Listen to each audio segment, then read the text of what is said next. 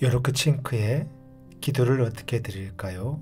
1권 16번째 시간입니다. 챕터 2 성숙한 영혼을 위한 기도. 꽃 피고 열매 맺는 저 나무처럼. 성경에 사람을 나무에 비교하는 대목이 자주 나옵니다. 나무들은 홀로 서 있지 않습니다. 고대 문화권에서 형성된 종교들은 모두 나무와 관련된 내용들을 담고 있습니다. 곧 신목, 영혼목, 운명을 점치는 나무, 지혜의 나무, 생명나무 등이 그것입니다. 이렇게 아주 옛날부터 사람들은 나무에게 친근감을 느껴왔습니다.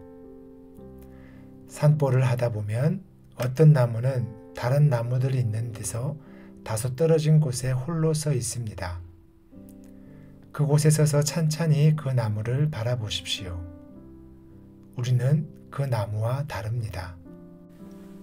그러므로 우리 자신이 마치 그 나무와 같은 것처럼 생각하거나 명상할 필요는 없습니다. 우리는 우리 자신을 그 나무와 동일시하기보다는 그 나무를 만날 필요가 있습니다.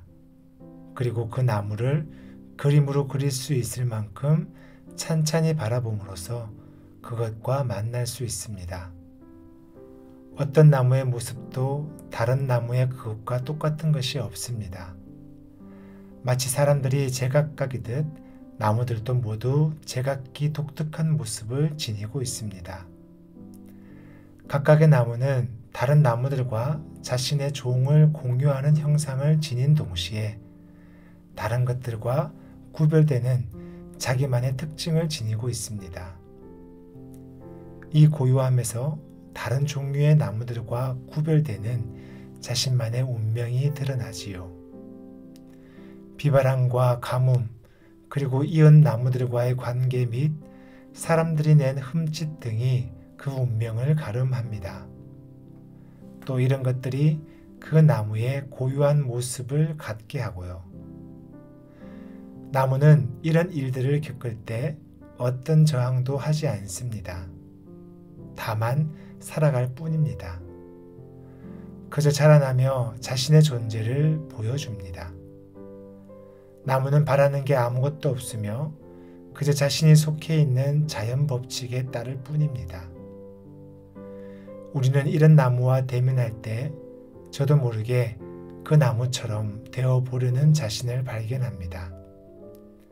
일어서기, 꼿꼿이 서기, 뿌리 내리기, 공간을 확보하기. 사람이 된다고 하는 것은 곧 올바르게 선다는 뜻입니다. 마침내 나무 곁을 떠나 우리는 우리가 갈 길로 향합니다. 우리는 이제 나무의 비유를 알고 있습니다. 그리고 그 의미를 깨닫습니다. 우리는 성경의 비유들을 사람들에게 이해시키려고 합니다. 이는 우리가 그것을 머리로만 이해하려 들기 때문입니다. 그러나 그 속에는 그것보다 훨씬 더 많은 것이 들어 있습니다. 비유들은 직접 보고 따라해 보며 완성에 이르도록 우리를 이끌어 줍니다. 그것들은 우리의 실제 삶을 압축한 모델들입니다.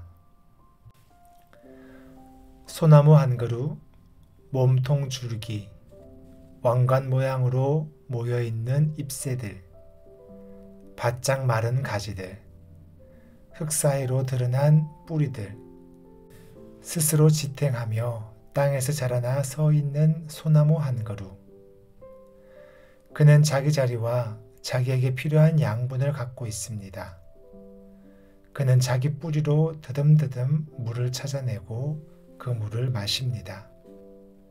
즙액을 뿌리로 뽑아 올려 줄기에 모았다가 위로 그리고 밖으로 밀어내어 새싹들에게, 잎새들에게 보냅니다. 그는 꽃을 피우고 초록색 솔방울을 달아냅니다. 솔방울은 갈색으로 변하다가 딱딱해지고 나서 마침내 떨어집니다. 오래 자라난 새 가지 위로 내년에 또 새싹이 움터 나오고 새잎이 돋아나고 새솔방울이 달립니다. 살아있는 동안 그는 계속 자랄 것입니다. 뿌리들도 가지들도. 자라기를 멈출 때 비로소 생명을 다한 것이지요. 어느 날 그가 섰던 자리는 빈 공간이 되고 나무는 흙이 될 것입니다. 하지만 이 나무는 여전히 내 앞에 서 있으며 나는 그를 이해하려 노력하고 있습니다. 예레미야 17장 7절로 8절. 그러나 무릇 여호와를 의지하며 여호와를 의뢰하는 그 사람은 복을 받을 것이라. 그는 물가에 심어진 나무가 그 뿌리를 강변에 뻗치고 더위가 올지라도 두려워하지 아니하며 그 잎이 청청하며 가무는 해에도 걱정이 없고 결실이 그치지 아니함 같으리라.